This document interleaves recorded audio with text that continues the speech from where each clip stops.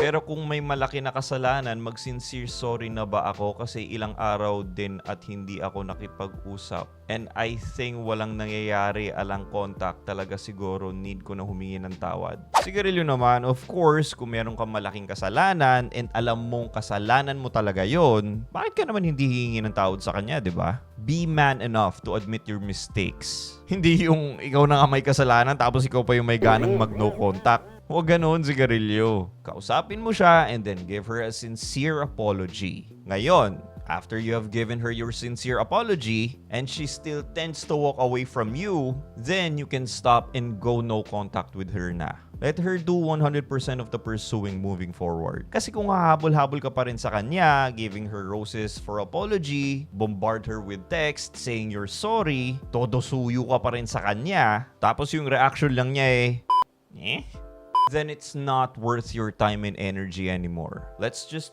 chalk it up to experience na lang. And kung ano man yung ginawa mong mali sa kanya, make sure na hindi mo na gagawin ulit yon sa ibang makakarelasyon mo. Kasi like what Einstein said, the definition of insanity is you keep doing things over and over again expecting different results. Ano ba kasing ginawa mong mabigat na kasalanan?